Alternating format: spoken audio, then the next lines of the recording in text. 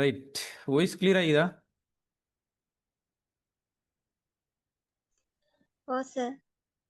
Right. அப்போ நாங்கள் class start பண்ணோம். என்னென்னு சொன்னால்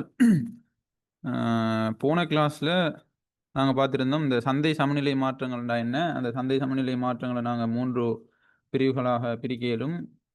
அதில் வந்து கேள்வி மாற்றம் அடைதல், நிரம்பல் மாற்றம் அடைதல், அடுத்தது கேள்வியும் நிரம்பலும் மாற்றம் அடைதல். அப்போ கேள்வி மாற்றம் அடைகிறதுல வந்து 2 வகைகள் இருக்குது. அதே மாதிரி நிரம்பல் மாற்றம் அடைகிறதுல 2 வகைகள் இருக்குது. அதே மாதிரி கேள்வியும் நிரம்பலும் மாற்றம் அடைகிறதுல வந்து 12 வகைகள் இருக்குதுன்னு சொல்லியிருந்தேன். சரியா? அந்த 12 வகைக்குள்ள நாங்கள் 2 வகைகள் சம்பந்தமாக பார்த்திருந்தோம். அதில் என்னென்னு சொன்னால், முதலாவது வந்து கேள்வியும் நிரம்பலும் வந்து ஒரே அளவுல மாற்றம் அடைகிறது. 2வது விடயம் என்னென்னு சொன்னால், கேள்வியும் நிரம்பலும் ஒரே அளவால குறைவடைகிறது. இப்போ நாங்கள் 3வது பார்த்துட்டு இருக்கும்போது தான் கிளாஸை கட் பண்ணோம். 3வது தான் இப்போ பார்க்க போகிறோம். என்னென்று சொன்னால் 3வது வகை என்னென்றால், கேள்வி அதிகரிக்கும் அதே அளவினால நிரம்பல் குறைவடைகிறது. ரைட். கேள்வி அதிகரிக்கும் அதே அளவால நிரம்பல் குறைவடைகிறது. நிரம்பல் குறைவடைகிறது. ரைட். இப்போ நாங்கள் இதுக்கான வரைபடத்தை நாங்கள் என்ன செய்ய போகிறோம், பார்க்க போகிறோம். இப்போ எங்களுக்கு தெரியும், இது வந்து விலையச்சு, இது வந்து தொகையச்சு, இது வந்து கேள்வி கோடு, இது வந்து நிரம்பல் கோடு. இது பேசிக்கான விஷயம். இந்த கேள்வி நிரம்பல் அடிப்படையில் தான் நாங்கள் என்ன செய்ய போகிறோம், சந்தை சமநிலை விலையையும் சந்தை சமநிலை தொகையும் வந்து தீர்மானிக்க போகிறோம். இது வந்து 0, இது கேள்வி கோடு டி, நிரம்பல் கோடுக்கு எஸ், விலை அச்சு, தொகை அச்சு.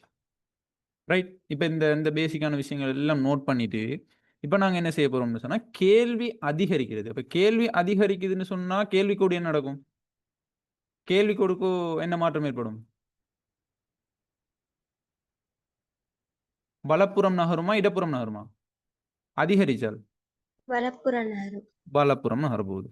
அப்ப கேள்வி அதிகரிக்க போது நாங்க என்ன செய்ய போறோம், கேள்வி கோட வலப்புறம் நகர்த்த போறோம். அதே அளவால நிரம்பல் கோடு வந்து என்ன செய்ய, நிரம்பல் வந்து என்ன செய்ய போகுது, குறைவடைய போகுது. அப்ப நிரம்பல் குறைவடையுது அப்படின்னு சொன்னா நிரம்பல் கோடு வந்து வலப்புறம் நகருமா இடப்புறம் நகருமா? இடப்புறம் நகரும். இடப்புறம் நகர போகுது. இடப்புறம் நகர போகுது. ரைட். அதே அளவால.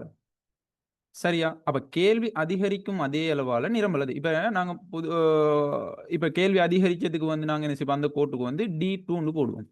அதே மாதிரி இங்க வந்து S2 போடுவோம். அப்ப D2வும் S2வும் சந்திக்கிற புள்ளியில தான் நாங்க என்ன செய்ய போறோம் அப்படின்னு சொன்னா, சந்தை சமநிலையை தீர்மானிக்க போறோம். சரியா? அப்ப சந்தை சமநிலையை வந்து தீர்மானிக்கணும் அப்படின்னு சொன்னால் பாருங்க, விலை வந்து அதிகரிக்க போது தொகை வந்து மாற்றம் அடையாது. என்ன சொல்றது, விலை வந்து என்ன நடக்குது, அதிகரிக்குது. P1ல இருந்து P2 வந்து என்ன செய்யுதுன்னு சொன்னால் விலை அதிகரிக்குது. அதே மாதிரி தொகை வந்து எப்படி இருக்குது, மாற்றம் அடையாம அப்படியே இருக்குது. அப்ப இங்க என்ன தாக்கம்னு சொன்னால், கேள்வி அதிகரிக்கும் அதே அளவால நிரம்பல் குறைவடைஞ்சுன்னு சொன்னால் விலைக்கு என்ன தாக்கம், அதிகரிக்கும். அதே மாதிரி சமநிலை தொகைக்கு வந்து என்ன நடக்க போகுதுன்னு சொன்னால் மாற்றம் அடையாது. மாற்றம் அடையாது. இதுதான் இந்த கேள்வி அதிகரிக்கும் அதே அளவால நிரம்பல் குறைவடைஞ்சுன்னு சொன்னால் சந்தை சமநிலையில சமநிலை விலைக்கும் சமநிலை தொகைக்கும் வந்து இந்த மாற்றம் தான் ஏற்படும். இந்த மாற்றம் தான் ஏற்படும். விளைஞ்ச சொல்றது அதை வந்து இந்த படம் ரீதியாக நீங்க என்ன செய்யணும்னா தெளிவாக விளங்கிக் கொள்ளணும். தெளிவாக விளங்கிக் கொள்ளணும். ரைட். அடுத்ததாக மூன்றாவது பார்த்துட்டோம். 4வது சரியா?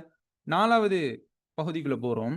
4வது வகைக்குள்ள போறோம். 4வது வகை என்ன சொன்னால், கேள்வி குறைவடையும் அதே அளவினால நிரம்பல் அதிகரிக்கிறது. அப்ப இந்த கூற்றுக்கும் எதிர்மாறான கருத்து.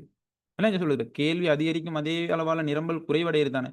இப்ப நாங்க அதுக்கு எதிர்மாறான கருத்தை தான் பார்க்க போறோம். என்னன்னு சொன்னால், கேள்வி குறைவடைகிற அதே அளவால நிரம்பல் அதிகரிக்கிறது. அப்ப அப்படியான டைம்ல சந்தை சமநிலை விலைக்கும் சந்தை சமநிலை தொகைக்கும் வந்து என்ன தாக்கம் அப்படின்றத தான் நாங்க என்ன செய்ய போறோம், பார்க்க போறோம்.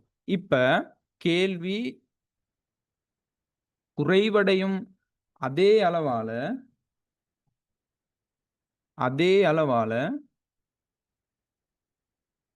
நிரம்பல் அதிகரிக்கிறது. அப்ப கேள்வி குறைவடையும் அதே அளவால நிரம்பல். அப்ப இதுக்காக நாங்க என்ன செய்ய போறோம்னா, ஒரு வரைபடத்தை நாங்க வரைய போறோம். ரைட். இது வந்து விலையச்சு, இது வந்து தொகையச்சு.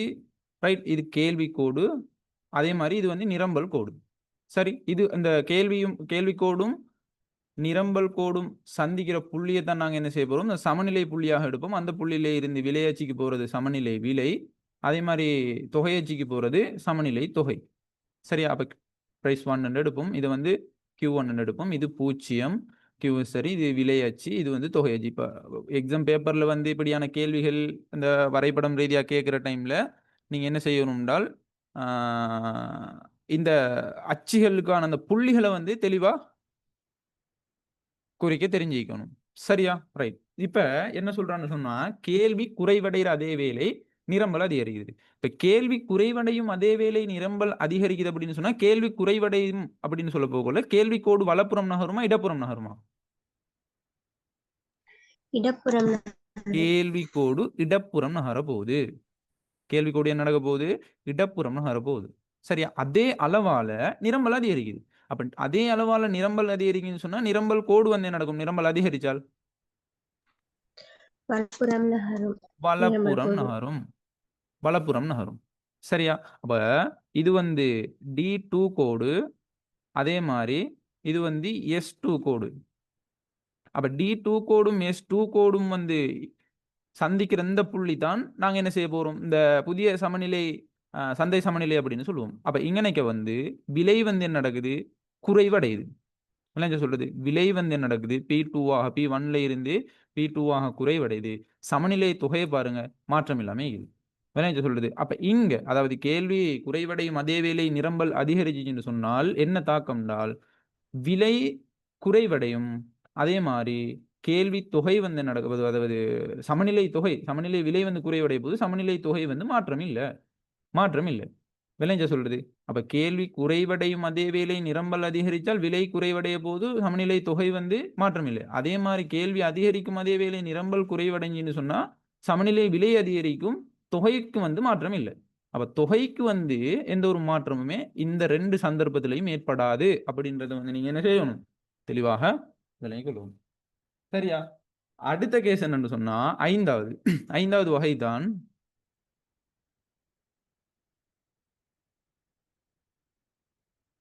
ரைட். 5வது வகை தான் என்னன்னு சொன்னால், கேள்வி அதிகரிக்கும் அளவை விட நிரம்பல் அதிகரிக்கும் அளவு குறைவாக இருக்கிறது. சரியா? 12 வகைக்கு எப்படியெல்லாம் வந்து நாங்க பார்க்க போறோம் அப்படின்றத தெளிவா விளங்கிக் கொள்ளணும். 5வது வகை தான் என்னன்னு சொன்னால், கேள்வி அதிகரிக்கும் கேள்வி அதிகரிக்கும் அளவை விட நிரம்பல் அதிகரிக்கும் அளவு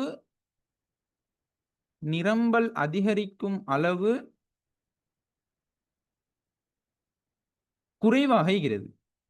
இப்ப என்ன கேஸ்ன்னு சொன்னா, இதுல நல்லா விளங்கிக் கொள்ளணும். 2மே அதிகரிக்கத்தான் போகுது. இப்ப கேள்வியும், நிரம்பலையும் பொறுத்தவரையில, கேள்வியையும், நிரம்பலும் பொறுத்தவரையில 2மே அதிகரிக்கத்தான் போகுது. ஆனா இதுல வந்து எப்படி அதிகரிக்க போகுது அப்படின்னா, கேள்வி அதிகரிக்கிற அளவை விட நிரம்பல் அதிகரிக்கிற அளவு குறைவாகுது. அப்ப கேள்வி அதிகமா அதிகரிக்கும், நிரம்பல் குறைவா அதிகரிக்க போகுது. விளங்கிச்சா உங்களுக்கு சொல்றது? அதாவது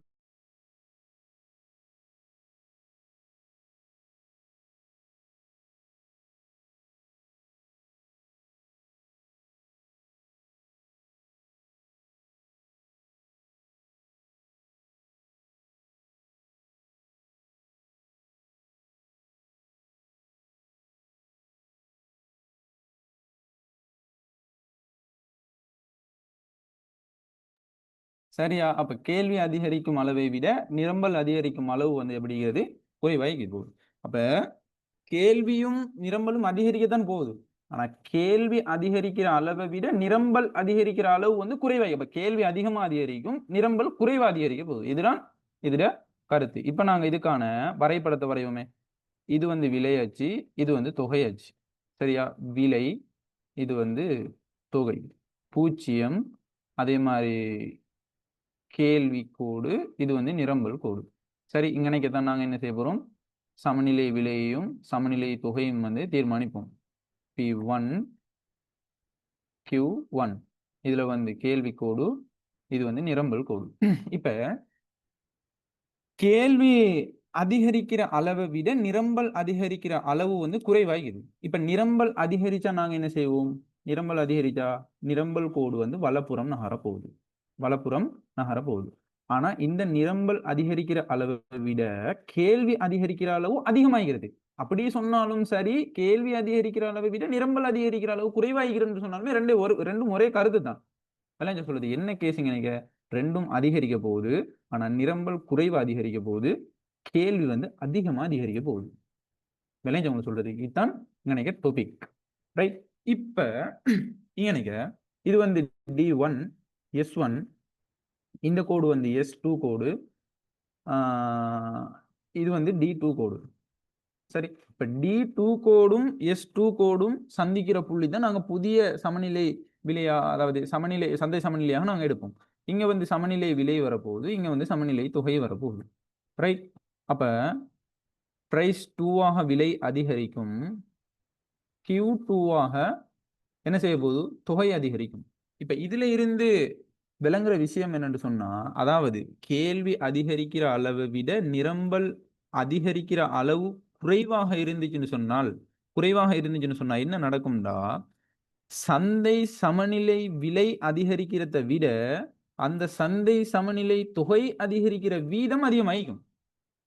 விளையாட்டு உங்களுக்கு சொல்றது, அந்த சந்தை சமநிலை பாருங்க, இந்த விலை வந்து கொஞ்சமா தான் என்ன செய்யுது, அதிகரிக்குது. ஆனா விலையை விட தொகை வந்து என்ன நடக்குது, அதிகமா அதிகரிக்குது. இதான் இதுல கருத்து. அப்ப நல்லா விளங்கிக் கொள்ளணும், கேள்வி அதிகரிக்கிற அளவை விட நிரம்பல் அதிகரிக்கிற அளவு குறைவாக இருந்துச்சுன்னு சொன்னால், விலை அதிகரிக்கிற அளவை விட தொகை அதிகரிக்கிற அளவு வந்து எப்படி இருக்க போகுது அப்படின்னு சொன்னா அதிகமாயிக்க போகுது. இதுதான் இதுட கருத்து. சரியா? இதுதான் 5வது வகை, ரைட்? இது கிளியரா விளங்கினா? 5வது விஷயம் கிளியரா விளங்கினா? 5வது வகை கிளியரா விளங்கிச்சா? ரைட். இப்ப அடுத்ததாக நாங்க என்ன செய்ய போறோம், 6வது வகைக்குள்ள வருவோம். சரி, 6வது வகை என்னன்னு சொன்னால், கேள்வி அதிகரிக்கிற அளவை விட கேள்வி அதிகரிக்கிற அளவை விட அதுக்கும் எதிர்மாறான கருத்து, அளவை விட நிரம்பல் அதிகரிக்கிற அளவு. சரி, நிரம்பல் அதிகரிக்கிற அளவு வந்து கூடுதலாக இருக்கிறது.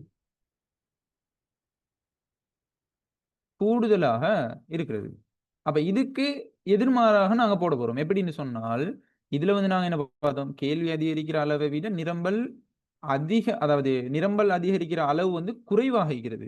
ஆனா இங்க என்ன பார்க்க போறோம் அப்படின்னு சொன்னால், கேள்வி அதிகரிக்கிற அளவை விட நிரம்பல் அதிகரிக்கிற அளவு வந்து கூடுதலாக இருக்கிறது.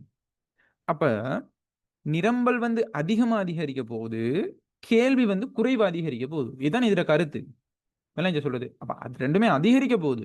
ஆனா எப்படி அதிகரிக்க போகுது அப்படின்னு கேட்டா, கேள்வி அதிகரிக்கிற அளவை விட நிரம்பல் அதிகரிக்கிற அளவு வந்து அதிகமாகிக்க போறோம். அப்ப அப்படின்னு சொன்னா, இப்ப நாங்க அதுக்கான வரைபடத்தை போடுவோமே. இது வந்து விலை, விலை அச்சு. அதே மாதிரி இது வந்து தொகை அச்சு. இது 0. சரியா? இது வந்து கேள்வி கோடு. இது வந்து நிரம்பல் கோடு. சரியா?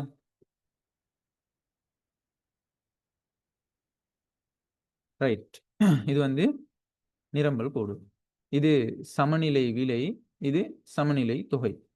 சரி, இப்ப என்ன செய்ய போறோம், கேள்வி அதிகரிக்கிற அளவை விட நிரம்பல் அதிகரிக்கிற அளவு கூடுதலாக இருக்கிறது. அப்ப கேள்வி வந்து அதிகரிக்க போகுது, வலதுபுறம் நகர்த்த போறோம் சின்னதா, இல்லையா? கொஞ்சம் தான் அதிகரிக்க போகுது. ஆனா நிரம்பல் வந்து அதிகரிக்க போகுது பெருசா, இல்லையா? அதிகமா அதிகரிக்க போகுது. அப்ப நாங்க என்ன செய்ய போறோம், வலது பக்கம் நாங்க நகர்த்துவோம் நிரம்பல் கோட்டை இப்படி. சரி, அப்ப புதிய கேள்வி கோடும் புதிய நிரம்பல் கோடும் சந்திக்கிற இந்த புள்ளி தான் வந்து என்ன நடக்க போகுது அப்படின்னு சொன்னா சமநிலை, சமநிலை, அதாவது புதிய சந்தை சமநிலையாக நாங்க கருதுவோம். அப்ப இங்க வந்து பாருங்க, குறைவடைய போகுது விலை, தொகை வந்து அதிகரிக்க போகுது. சரியா? விலை குறைவடைய போகுது, தொகை அதிகரிக்க போகுது. இங்க பிரைஸ் 1, அதே மாதிரி இங்க பிரைஸ் 2, இங்க வந்து Q1, அதே மாதிரி இங்க வந்து Q2. சரி, இப்ப என்ன கேஸ்ன்னு சொன்னா, விலை குறைவடைகிற வீதத்தை விட தொகை வந்து அதிகரிக்கிற வீதம் எப்படி இருக்க போகுதுன்னு சொன்னா அதிகமாகிக்க போகுது. இதுதான் இதுல இருந்து விளங்குற விஷயம். பாருங்க, இங்க வந்து குறைவடைகிற வீதம் வந்து கொஞ்சமாகிக்குது, அதிகரிக்கிற வீதம் அதிகமாகிக்குது. விளைஞ்சா சொல்றது. அப்ப கேள்வி அதிகரிக்கிற அளவை விட நிரம்பல் அதிகரிக்கிற அளவு கூடுதலாக இருந்துச்சுன்னு சொன்னால் விலை குறைவடைகிற வீதத்தை விட தொகை அதிகரிக்கிற வீதம் வந்து எப்படி இருக்க போகுது, அதிகமாகிக்க போகுது. இதுல இருந்து நீங்க என்ன செய்யணும், இதைத்தான் விளங்கிக் கொள்ளணும். ரைட்.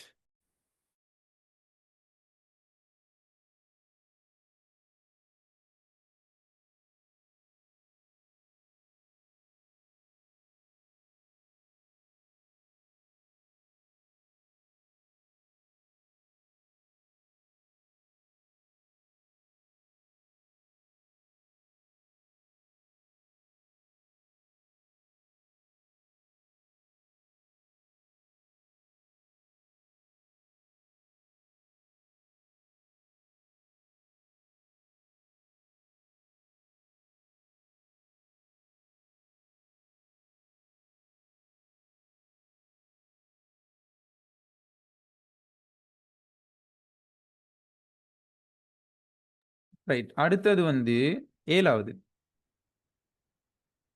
ஏழாவது வகைதான் என்று சொன்னால், கேள்வி குறைவடையும் அளவை விட நல்ல ஒவ்வொரு விஷயத்தையும் வந்து நீங்க என்ன செய்யணும் என்றால், இப்ப நான் சொல்லித்தர டைம்ல விளங்கும்.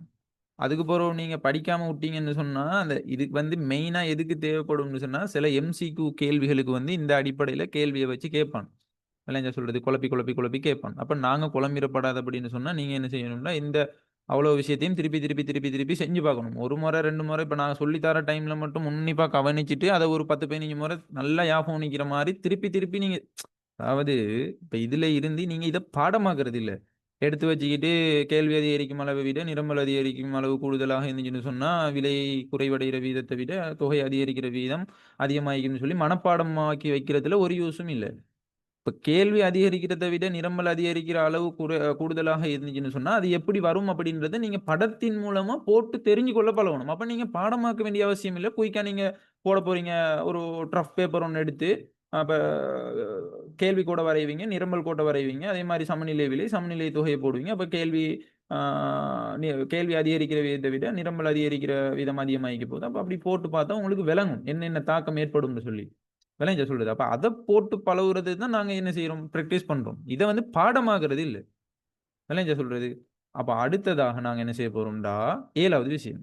7வது 7வது விடயம் என்னென்று சொன்னால், கேள்வி குறைவடையும் அளவை விட கேள்வி குறைவடையும் அளவை விட நிரம்பல் குறைவடைகிற அளவு குறைவடைகிற அளவு குறைவாக இருக்கிறது. குறைவாக இருத்தல். சரி, அப்ப கேள்வி குறைவடைய அப்ப 2மே வந்து குறைவடைய போகுது. கேள்வி குறைவடைய போகுது. அதே மாரி நிரம்பலும் வந்து என்ன நடக்க போகுது? குறைவடைய போகுது. அப்ப 2மே குறைவடைய போகுது. ஆனா இங்கன என்ன கேஸ்ன்னு தெரியுமா? கேள்வி குறைவடைகிற அளவை விட நிரம்பல் குறைவடைகிற அளவு வந்து குறைவாயிக்க போகுது. அப்ப நிரம்பல் குறைவா தான் குறைவடைய போகுது. கேள்வி அதிகமா குறைவடைய போகுது. 2ம் குறைவடைய போகுது. ஆனா எப்படி குறைவடைய போகுதுன்றத தான் விளங்கிக் கொள்ளணும். கேள்வி எப்படி இருக்க போகுது? நல்லா அதிகமா குறைவடைய போகுது. நிரம்பல் குறைவா குறைவடைய போகுது. அதத்தான் இங்க சொல்றான் எப்படி? கேள்வி குறைவடைகிற அளவை விட நிரம்பல் குறைவடைகிற அளவு குறைவாகிது. அப்ப நிரம்பல் குறைவடைகிற அளவு குறைவாக இருக்க போகுது. கேள்வி குறைவடைகிற அளவு அதிகமாகிக்க போகுது. இதான் இதுல கருத்து. நல்லா விளங்கிக் கொள்ளணும் விஷயத்த. அடுத்தது இப்ப இப்ப இப்படி ஒரு இது ஒண்ணு தந்துட்டான்னா, நாங்க சிம்பிளா என்ன செய்ய போறோம்? அப்ப எப்படி குறைவடைய போகுது? அப்ப அதுக்கேத்த மாரி நாங்க குறைச்சு காட்டப் போறோம். அந்த வரைபடத்துல. அப்ப காட்டணும் அப்படின்னு சொன்னா, சந்தை சமநிலையில வந்து சமநிலை விலைக்கும், சமநிலை தொகைக்கும் வந்து என்ன தாக்கம் அப்படின்றத தெளிவா விளங்கிக் கொள்ளணும். அப்ப இங்க பாருங்க. இது வந்து விலை அச்சு, இது வந்து தொகை அச்சு. விலை அச்சு, தொகை அச்சு 0. இது வந்து கேள்வி கோடு. இது வந்து நிரம்பல் கோடு. இப்ப இங்க வந்து சந்தை சமநிலை அடைய போகுது. சமநிலை விலை, இங்க சமநிலை தொகை. சரியோ? அப்ப சமநிலை விலை P1 எடுப்போம். சமநிலை தொகைய Q1 எடுப்போம். இங்க வந்து கேள்வி கோடு, இங்க வந்து நிரம்பல் கோடு. இப்ப நாங்க ரைட். இப்ப நாங்க என்ன செய்ய போறோம்னு சொன்னா, கேள்வி குறைவடைகிற அளவை விட நிரம்பல் குறைவடைகிற அளவு வந்து நிரம்பல் குறைவடைய போது. ஆனா குறைவா தான் குறைவடைய போகுது. குறைவடைய போகுது அப்படின்னு சொன்னா, நிரம்பல் கோடு வந்து என்ன நடக்கும்? நிரம்பல் கோடு இடதுபுறம் நகரும். அப்ப இடதுபுறம் நகரும் அப்படின்னு சொன்னா, நாங்க இடதுபுறம் நகர்த்தும் பார்ப்போமே. இடதுபுறம் நகரும். அவன் சொல்ற மாரி நாங்க போட்டுட்டு வந்தோம்னு சொன்னா, ஆன்சர் இலகுவா வரும். விளங்குச்சா சொல்றது? அப்ப அதாவது கேள்வி குறைவடைகிற அளவை விட நிரம்பல் குறைவடைகிற அளவு வந்து குறைவாகிக்க போகுது. அப்ப நிரம்பலை குறைச்சி குறைவான அளவுல நாங்க குறைவடைய போறோம். கேள்வி வந்து அதிகமா குறைவடைய போறோம். இப்ப நாங்க என்ன செய்ய போறோம்? இதுல வந்து இப்படி குறைவடையும். நான் என்ன சொல்றது? அதாவது கேள்வி வந்து இடப்புறம் நகர போகுது. அப்ப இங்க வந்து பாருங்க, இதுல தான் சமநிலை அடையும். அதாவது S2 இங்க வந்து D2. சரி. அப்ப சமநிலை விலைக்கும், சமநிலை தொகைக்கும் வந்து என்ன தாக்கம் ஏற்பட போகுதோ, இந்த இந்த அடிப்படையில நீங்க இந்த படத்த பார்த்தாலே உங்களுக்கு விளங்கும். என்ன தாக்கம்னு சொல்லி நீங்க தான் சொல்லப் போறீங்க. சொல்லுங்க பாப்போம். என்ன தாக்கம்? சமநிலை விலைக்கும், சமநிலை தொகைக்கும் என்ன தாக்கம்? சமநிலை விலை குறைவடைறதை விட சமநிலை தொகை அதிகமா குறைவடைஞ்சு. அன்னாரு. விளைஞ்ச சொல்றது. சமநிலை விலை வந்து அதாவது சமநிலை விலையும், சமநிலை தொகையும் குறைவடைய தான் போகுது. ஆனா என்ன கேஸ்ன்னு சொன்னா, சமநிலை விலை குறைவடைறத விட, சமநிலை தொகை குறைவடைறது வந்து அதிகமாயிக்குது. விளைஞ்ச சொல்றது. இதுதான் இதுல இருந்து நீங்க என்ன செய்யணும்? விளங்கிக் கொள்ளணும். அப்ப அவன் எப்படி தாரானோ, அவன் எப்படி கேள்வியில கேட்கிறானோ, அதுக்கேத்த மாரி நாங்க வந்து வரைபடங்கள வந்து அதுக்கேத்த மாரி நாங்க போட்டோம் அப்படின்னு சொன்னா, எங்களுக்கு ஆன்சர் இலகுவா இத வந்து பாடமாக்கணும்னு எந்த ஒரு அவசியமும் இல்ல. விளைஞ்ச சொல்றது. விளங்கி வச்சுக்கொள்ளணும். எப்படி போடுறது, என்ன மாரி, எப்படி அத நாங்க அந்த எக்கனாமிக்ஸ் அதாவது பொருளியல் மொழி நடையில எப்படி சொல்றது, அத முன்வைக்கிறதுன்னு சொல்லி தெளிவா விளங்கிக் கொள்ளணும். இதுதான் நினைக்கிறேன் மெயின். அடுத்ததாக 8வது நாங்க பார்க்க போறோம். 8வது கேள்வி குறைவடையும் அளவை விட நிரம்பல் குறைவடையும் அளவு கூடுதலாகிறது. அப்ப இதுக்கு எதிர்மாறான கருத்து. இல்லைங்க. அப்ப 2மே குறைவடைய தான் போகுது. ஆனா கேள்வி வந்து குறைவடைய போகுது. நிரம்பல் வந்து அதிகமா குறைவடைய போகுது. விளைஞ்ச சொல்றது. இதான் இதுல இருந்து சொல்ல வருது. அப்ப நல்லா விளங்கிக் கொள்ளணும். கேள்வி குறைவடைற அளவ விட அளவ விட நிரம்பல் குறைவடைற அளவு தெளிவா நோட் பண்ணிக்கொள்ளணும். இப்ப பிறகு தான் ஷார்ட்டா நான் சொல்லிட்டு வரேன். இப்ப கேள்வி குறைவடைற அளவை விட நிரம்பல் குறைவடைற அளவு கூடுதலாக இருக்கிறது.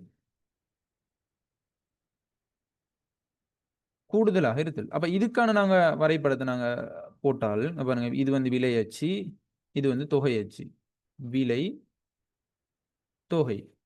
சரி. 0. இது வந்து கேள்வி கோடு. இது வந்து நிரம்பல் கோடு. இங்கனைக்கு தான் வந்து என்ன செய்ய போகுது? சந்தை சமநிலையாட போகுது. சந்தை சமநிலை விலை, சந்தை சமநிலை தொகை.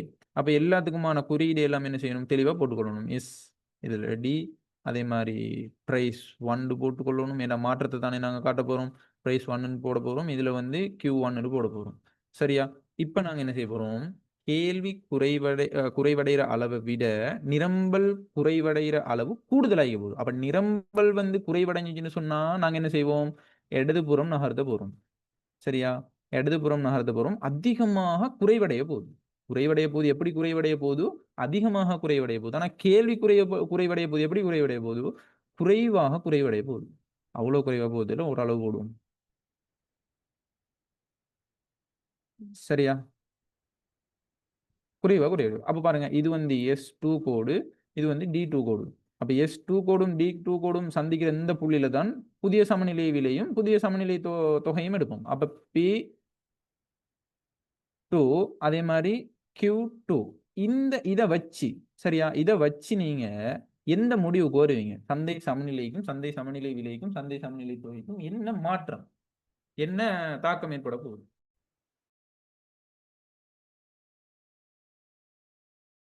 சொல்லுங்களேன்.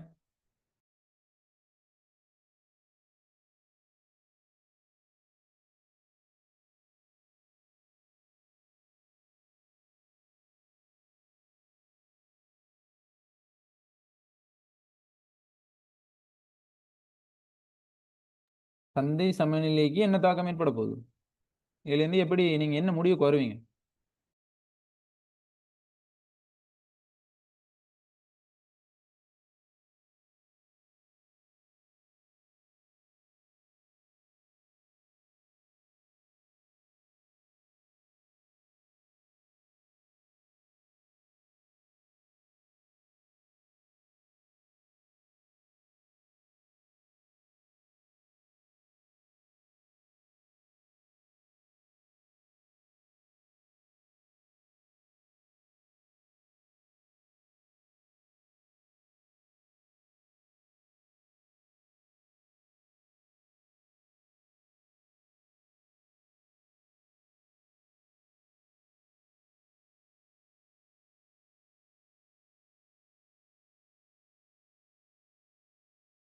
அதாவது நல்லா விளங்கிக் கொள்ளணும். இதுல இருந்து என்ன முடிவுக்கு வரும்? அதாவது கேள்வி குறைவடைகிற அளவை விட நிரம்பல் குறைவடைகிற அளவு கூடுதலாக இருந்துச்சுன்னு சொன்னால் என்ன முடிவுக்கு நாங்க இந்த வரைபடத்தின்படி என்ன முடிவுக்கு வரோம்?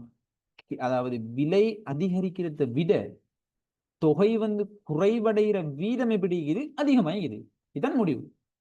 விளைஞ்ச சொல்றது பாருங்க, விலை அதிகரிக்குது தானே, விலை அதிகரிக்குது, தொகை குறைவடையுது. ஆனா எப்படி அதிகரிக்குது, எப்படி குறைவடையுது, இதான் நீங்க விளங்கிக் கொள்ளணும். விளைஞ்ச சொல்லுது அதாவது விலை அதிகரிக்கிற வீதத்தை விட தொகை, அதாவது தொகை குறைவடைகிற வீதம் அதிகமாகிக்குது. விளைஞ்ச சொல்லுது அப்ப நல்லா தெளிவா விளங்கிக் கொள்ளணும். தார அடிப்படையில் அவன் எப்படி கேள்வி கேட்கிறானோ அந்த அடிப்படையில நாங்க படத்தை போட்டோம்னு சொன்னா எங்களுக்கு தெளிவா இதுல இருந்து விளங்கிக் கொள்ளக்கூடிய மாதிரி பாருங்க. விலை அதிகரிக்குது, தொகை குறைவடையுது. ஆனா விலை அதிகரிக்கிறதை விட தொகை குறைவடைகிற அளவு எப்படி இருக்குது? எப்படி இந்த படத்துல இருந்து எப்படி விளங்கிக் கொள்றீங்க? அதிகமாகிக்குதா இல்லையா? ஓவா இல்லையா? இதுல இருந்து நீங்க விளங்கிக் கொள்ள வேண்டிய விஷயம் என்னன்னா, விலை அதிகரிக்குது, தொகை குறைவடையுது. ஓகே, அப்படி சொன்னா பிழை, பச்சை பிழை. விளைஞ்ச சொல்றது நல்லா எப்படி சொல்லணும்ன்றத விளங்கிக் கொள்ளணும். பாருங்க, இது ரெண்டும் சமமாவா குறைவடைஞ்சு அதிகரிக்குது? இல்ல தானே. அதாவது இது விலை அதிகரிக்கிற வீதத்தை விட, விலை அதிகரிக்கிறதை விட தொகை குறைவடைகிறது வந்து எப்படி இருக்குது? அதிகமாகிக்குதா இல்லையா? அதிகமாக இருக்குதா இல்லையா? ஓ சார், அதிகமாக்கி. ரைட். அதைத்தான் நாங்க என்ன செய்யணும்னா இதுல மெயினா நோட் பண்ணி கொள்ளணும். சரியா? அது மாதிரி இதுக்கும் அப்படித்தான். சரியா? எல்லா விஷயத்தையும் நீங்க என்ன செய்யணும்னா சமநிலை விலைக்கும் இந்த மாற்றம், சந்தை சமநிலை மாற்றம்னா என்ன? சந்தை சமநிலை மாற்றம் எதால ஏற்படுது? எதால ஏற்படுது? அதாவது கேள்விலையும் நிரம்பல்லையும் ஏற்படுகின்ற, அதாவது சந்தை சக்திகள் அப்படின்னு சொல்லுவோம். இந்த சந்தை சக்திகள்ல ஏற்படுகின்ற மாற்றத்தின் காரணமாக தான் என்ன நடக்குதுண்டா சந்தை சமநிலை மாற்றம் அடையுது. அப்ப சந்தை சமநிலை மாற்றம் அடையுதுன்னு சொன்னா சந்தை சமநிலை விலைக்கும் சந்தை சமநிலை தொகைக்கும் இடையில வந்து என்ன நடக்க போகுது? ஒரு தாக்கம் உண்டு ஏற்பட போகுது. அதாவது அதிகரிக்கும் அல்லது குறைவடையும், அதுக்கு ஒரு மாற்றம் அடையாமைக்கும் ஏதாச்சும் ஒரு தாக்கம் உண்டு ஏற்பட போகுது. அந்த தாக்கம் என்னன்றதை தான் நாங்க அவன் தார தலைப்பின் கீழே அவன் அதுக்கேற்ற மாதிரி போட்டு போட்டு போட்டு போட்டு பார்க்கிறோம். அவன் கேட்கப்படுற கேள்வியின் அடிப்படையில தான் நாங்க என்ன செய்யணும், சரியா அந்த வரைபடத்தை சரியா போட்டோம்னு சொன்னா அதுல எப்படியான தாக்கம் சந்தை சமநிலைக்கு வந்து விலைக்கு சமநிலை விலைக்கு எப்படி தாக்கம் அடை சந்தை சமநிலை விலை வந்து எப்படி மாற்றம் அடைய போகுது, சந்தை சமநிலை தொகை வந்து எப்படி மாற்றம் அடைய போகுதுன்றதை நீங்க என்ன செய்யணும், அந்த படத்தின் மூலமா தான் போட்டு பார்க்கணும். சரியா? இப்ப நாங்க 12 விடயமிக்கிற இதுல 8 விஷயத்தை பார்த்துட்டோம். சரியா? கேள்வி குறைவடைகிற அளவை விட குறை நிரம்பல் குறைவடைகிற அளவு வந்து கூடுதலாக இருக்குது. அதுதான் நாங்க கடைசியா பார்க்கிறோம். அடுத்தது 9வது விடயம் என்னன்னு சொன்னால், 9வது விடயம் என்னன்னு சொன்னா, கேள்வி அதிகரிக்கிற அளவை விட கேள்வி அதிகரிக்கிற அளவை விட சரி அளவை விட நிரம்பல் குறைவடைகிற அளவு, நிரம்பல் குறைவடைகிற அளவு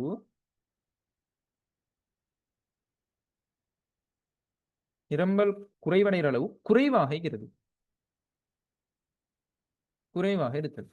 சரியா? அப்ப இதுக்கான படத்தை நாங்க போட போறோம்.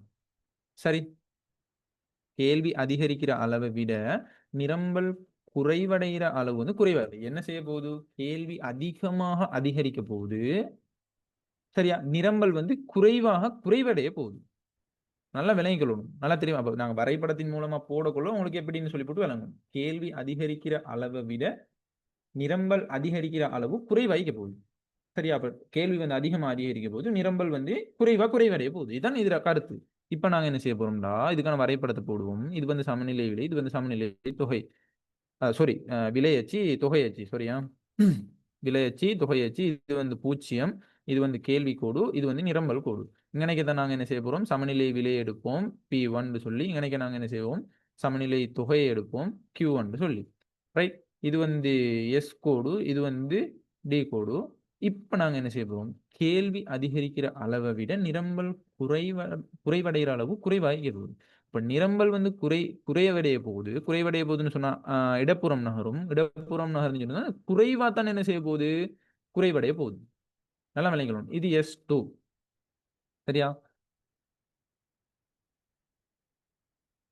ரைட். இது வந்து S2.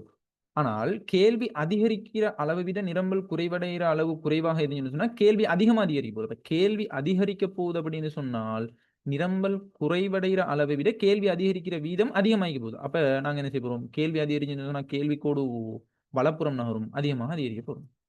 விளைஞ்சு சொல்றது. அப்ப இங்க தான் என்ன செய்ய போகுது அப்படின்னு சொன்னா, அதாவது S2 கோட்லயும் D2 கோட்லயும் சந்திக்கிற புள்ளியில தான் என்ன செய்ய போகுது? புதிய சமநிலை விலையும் புதிய சமநிலை தொகையும் வந்து வரப்போகுது. விளைஞ்சு சொல்றது. அப்ப நீங்க இதுல இருந்து என்ன முடிவுக்கு வருவீங்க? நீங்க தான் ஆன்சர் பண்ண போறீங்க. நீங்க தான் என்ன செய்ய போறீங்கன்னு சொன்னா ஆன்சர் பண்ண போறீங்க. இதுல இருந்து என்ன முடிவுக்கு வருவீங்க? அப்ப உங்களுக்கு படத்தை போட்டு தந்து என்னன்றத சொல்லி விளக்கப்படுத்தி எல்லாம் செஞ்சு கொடுத்தீங்கன்னா நீங்க முடிவை சொல்ல போறீங்க. என்ன முடிவு உங்களுக்கு? இதை பார்த்து முடிவை சொல்றீங்களா? என்ன முடிவுக்கு வர போறீங்க? கேள்வி அதிகரிக்கிறதை விட நிரம்பல் அதிகமா அதிகரிக்குது. சாரி, விலை அதிகமா அதிகரிக்குது. கேள்வி நிரம்பல் அடிப்படையில நான் கேட்கல. கேள்வி நிரம்பல் அடிப்படையில தானே நாங்க கோட்டை போட்டிக்கிறோம். விளைஞ்ச சொல்றது. கேள்வி நிரம்பல் அடிப்படையில தான் கோட்டை போட்டு அதுக்கான விளக்கம் எல்லாம் தந்து எப்படி அதிகரிக்குது எப்படி குறைவடைகிறது அப்படின்றத நான் தெளிவா நினைக்க போட்டு முடிச்சிட்டேன். இப்ப நான் தொகை கேட்கிறேன் சமநிலை அதிகரிக்கிறதை விட விலைக்கும் விலை அதிகமா அதிகரிக்குது. எப்படி கேள்வி தொகை அதிகரிக்கிறதை விட விலை அதிகமா அதிகரிக்குது. அந்த மாதிரி விளைஞ்ச சொல்லுது. இங்க பாருங்க கேள்வி தொகையும் எனக்கு மெயின் விஷயம் என்ன? ரெண்டுமே அதிகரிக்க போகுது. சரியா? சமநிலை விலையும் சமநிலை தொகையும் அதிகரிக்கத்தான் போகுது. ஆனா விலை அதிகரிக்கிறதை விட தொகை அதிகரிக்கிற வீதம் வந்து குறைவாய்க்குது. இதான் இதுல இருந்து என்ன செய்யணும்? நாங்க எடுக்கிற முடிவு. இப்படித்தான் நீங்க என்ன செய்யணும்? ஆன்சர்ல கொடுக்குற டைமும் சம்டைம் எது எது சரி உண்ட வந்து தொடர்புபடுத்தி ஒரு தேங்காட விலையோ இல்லாட்டி ஒரு என்ன சரி ஒரு பொருட்கள் விலையோ அல்லது ஒரு சேவைகள் விலையோ போட்டு ஒரு உதாரணத்தின் அடிப்படையில் கேள்வியில் கேட்கப்பட்ட டைம்ல நீங்க இப்படித்தான் என்ன செய்யணும்? ஆன்சரை போட்டு பழகிக்கொள்ளணும். விளைஞ்ச சொல்றது. அப்ப நல்லா விளங்கிக்கொள்ளணும். இதுல இருந்து எடுக்கிற முடிவு என்னன்னு சொன்னா அதாவது சமநிலை விலை அதிகரிக்கிற வீதத்தை விட சமநிலை தொகை அதிகரிக்கிற வீதம் குறைவாய்க்குது. விளைஞ்ச சொல்றது. இதுதான் வந்து என்ன சொன்னால் இந்த கேள்வி அதிகரிக்கிற அளவை விட நிரம்பல் குறைவடைகிற அளவு குறைவாக ஈக்கிறது அப்படின்றதுக்கான சமநிலை விலையும் சமநிலை தொகையும் வந்து மாற்றமடைகிற வீதம், அதாவது மாற்றமடைகிற விதம். விளைஞ்ச சொல்றது. அப்ப இந்த விதத்தை வந்து நீங்க குறிப்பிடுறதை நீங்க என்ன செய்யணும்? தெளிவா குறிப்பிடணும். ரைட். அடுத்ததாக 10வது விஷயத்துக்குள்ள வாரம். 10வது கேள்வி அதிகரிக்கிற அளவை விட கேள்வி அதிகரிக்கிற அளவை விட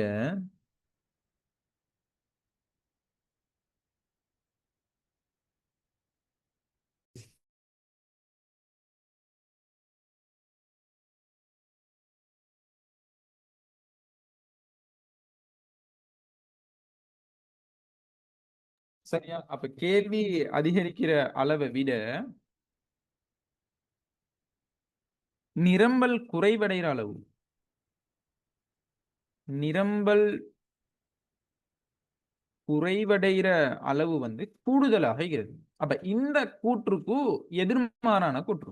விளைஞ்சா ஒவ்வொன்றும் வந்து ஒவ்வொன்னோட தொடர்பட்டுதான் வருது. இந்த கூற்று வந்து இதுக்கு எதிர்மாறானது.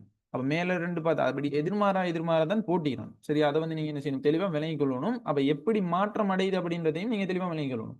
சரியா? ரைட். இப்ப 10வது விடயம் என்னன்னு சொன்னா கேள்வி அதிகரிக்கிற அளவை விட நிரம்பல் குறைவடைகிற அளவு வந்து கூடுதலாக இருக்கிறது. கூடுதல். அப்ப கேள்வி அதிகரிக்க போகுது. நிரம்பல் குறைவடைய போகுது. ஆனால் நிரம்பல் குறைவடைகிற அளவு அதிகமாயிக்க போகுது. கேள்வி அதிகரிக்கிற அளவு குறைவாய்க்க போகுது. இதுதான் விஷயம். சரியா? அப்படி நீங்க என்ன செய்யணும்னா அதுக்கு ஏத்த மாதிரியான வரைபடத்தை நீங்க போட்டுக்கொள்ளணும். இப்ப பாருங்க. இது வந்து விலை அச்சு, இது வந்து தொகை அச்சு, இது வந்து சமன் கேள்வி கோடு, அதே மாதிரி இது வந்து நிரம்பல் கோடு, இது சமநிலை விலை, இது வந்து சமநிலை தொகை. ரைட். அப்ப இங்க வந்து எல்லா இதையும் வந்து குறிப்போம். இது வந்து விலை, இது வந்து தொகை,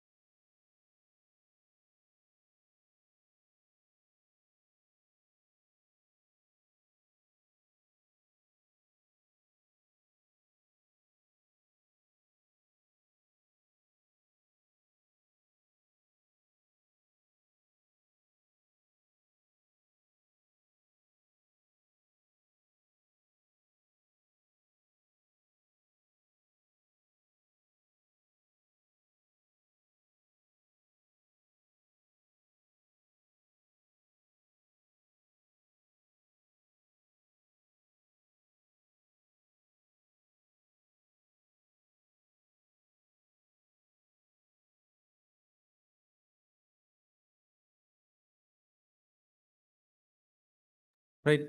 வாய்ஸ் கிளியர் ஆகிதா?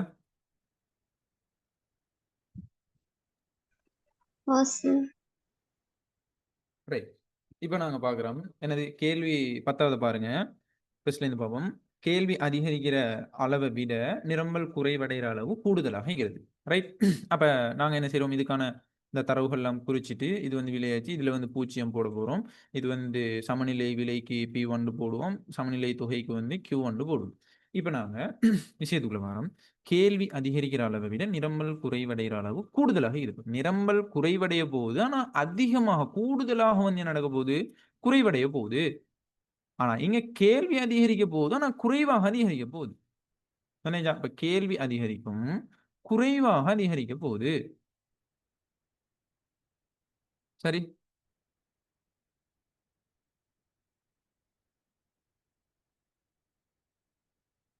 ரைட். இது வந்து S2 கோடு. இது வந்து D2 கோடு. அப்ப S2 கோடும் D2 கோடும் சந்திக்கிற இந்த புள்ளி தான் என்று சொன்னால் புதிய சமநிலை விலையும் புதிய சமநிலை தொகையும். சரியா? அப்ப நீங்க இதுல இருந்து என்ன முடிவுக்கு வாரீங்க? இதுல இருந்து என்ன முடிவுக்கு வாரீங்க? இங்க வந்து விலை வந்து அதிகரிக்குது ஓகே. P2 ஆக அதிகரிக்குது ஓகே. ஆனால் இங்க தொகை வந்து என்ன நடக்குது? குறைவடையுது Q2 ஆக ஓகே. இப்ப இதுல இருந்து என்ன முடிவுக்கு வருவீங்க? இதுல இருந்து எப்படி என்ன விளங்குது உங்களுக்கு? விலை அதிகரிக்கிற அளவை விட குறைந்த அளவுல வந்து தொகை குறைவடையுது. குறைவடையுது. Very good. விளைஞ்சா? அதாவது விலை அதிகரிக்கிற அளவை விட தொகை குறைவடைகிற அளவு குறைவாயிக்குது. விளைஞ்சா சொல்லுது. அதத்தான் நீங்க என்ன செய்யணும்னா, இதுல தெளிவா குறிப்பிடணும். விளைஞ்சா? அப்ப விலை அதிகரிக்கிற அளவை விட விலை அதிகரிக்கிற அதிகரிக்கிற அளவை விட அளவை விட தொகை வந்து என்ன நடக்குதுன்னு சொன்னா, குறைவாக குறைவடையுது. விளைஞ்ச சொல்றது. குறைவாக என்ன செய்யுது? குறைவடையுது. இதான் இந்த கேள்வி அதிகரிக்கிற அளவை விட நிரம்பல் குறைவடைகிற அளவு கூடுதலாக இருந்துச்சுன்னு சொன்னா, சமநிலை விலைக்கும், சமநிலை தொகைக்கும் வந்து இப்படியான தாக்கம் தான் ஏற்பட போகுது. எப்படியான தாக்கம்? விலை அதிகரிக்கிற அளவை விட தொகை குறைவடைகிற அளவு குறைவாயிக்குது. விளைஞ்ச சொல்றது. அத வந்து நீங்க என்ன செய்யணும்? தெளிவாக விளங்கிக் கொள்ளணும். ரைட்.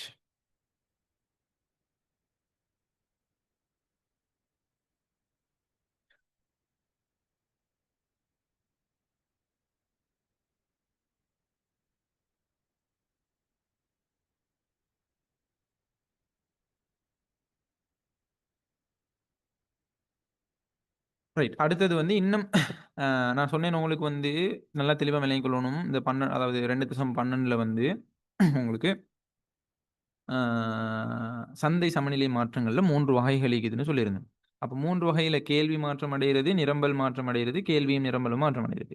கேள்வி மாற்றம் அடையிறதுல 2 வகை வரும். நிரம்பல் மாற்றம் அடையிறதுல 2 வகை வரும். கேள்வியும் நிரம்பலும் மாற்றம் அடையிறதுல வந்து 12 வகைகள் வரும். விளங்கிச்சா சொல்றது. அப்ப அந்த 12 வகையில நாங்க 10 வகைகள் பார்த்துட்டோம். ரைட். அப்ப இன்னும் உங்களுக்கு 2 வகைகள் இருக்குது. அதுக்கு பிறகு நோட்ஸ்கள் கொஞ்சம் இருக்குது. அதெல்லாம் பார்த்துட்டு நாங்க யூனிட் 2வ இன்றையோட நாங்க கம்ப்ளீட் பண்ணுவோம். ஆ சின்ன வேலை ஒண்ணு இருக்குது. நாங்க முடிச்சுட்டு வார டைம் எங்களுக்கு டைம் இருந்துச்சுன்னு சொன்னா, நாங்க இன்னைக்கே கிளாஸ போட்டு முடிக்க பார்ப்போம். இல்லாட்டி நாளைக்கு சரி யூனிட் 2வ கம்ப்ளீட் பண்ணுவோம். ரைட். கம்ப்ளீட் பண்ணின பிறகு உங்களுக்கு எக்ஸாம் ஒன்று நடக்கும்.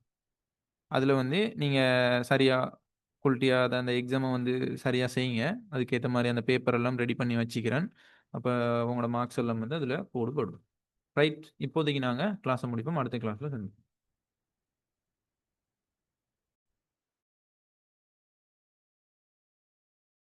அடுத்தது இன்னொரு விஷயம் என்னன்னு சொன்னால், இந்த இந்த 10 வகைகள் அடுத்தது வந்து அடுத்து அந்த கே சந்தை சமநிலை மாற்றங்கள் சம்பந்தமான அவ்வளோ விஷயத்தையும் திருப்பி என்ன செய்யணும்? செஞ்சு பார்க்கணும்.